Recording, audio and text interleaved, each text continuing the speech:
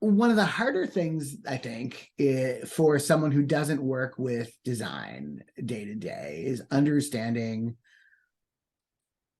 their own aesthetic sense. And obviously, the better articulated your brand, the more guidance the organization will provide on that. But at the end of the day, it's an individual or a group of people making a decision about something that is literally more like a sense, like an aesthetic sense, than a rule. And so, especially when there are more than one person involved in making the decision, how do you figure out what's important to you and to the organization, or at least the team that's working on this project?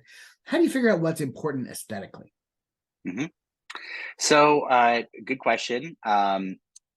You know, Obviously, when you're starting on a project and you're working with a new client, you want to get as much material as you possibly can so you can get a sense as to what their aesthetic already is.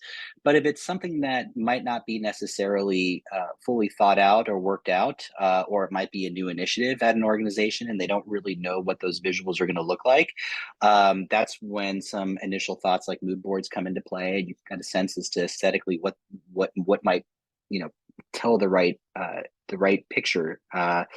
But there is also sort of that personal, sort of creative, aesthetic that a client may have. We've worked with clients that might be very adverse to a specific color, and as designers, we have to ask those questions, like, is it just a personal preference, or is it something you really don't feel like says the right, gives the right impression of something that you're working with. Let's say if it's an environmental organizations and you don't like green or blue, that could be a challenge. So it's knowing sort of what the personal preferences are versus what sort of the brand preferences are. A brand will have some of those things already thought out, but again, as organizations grow and brands grow, sometimes new colors need to be, or typefaces need to be incorporated into that. And so I think, working with clients is to sort of not only their specific likes and dislikes about design, but then also pushing the envelope and maybe trying new things, I think is important as well, because it's Mhm. very easy for someone to say, well, hey, I just don't like that.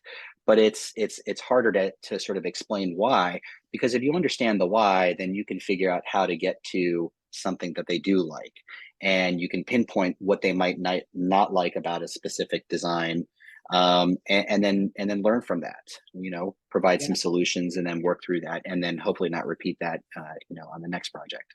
yeah, that makes sense. Yeah. So, bottom line, the mood board is important, so folks shouldn't gloss over it because it's how you start discovering those guardrails for different hmm aesthetic elements, right? Absolutely, and I think it's important for both the designer and the client to give input at that point. Yeah. A lot of times, people will say, well, you just come up with something, that you think would work for us.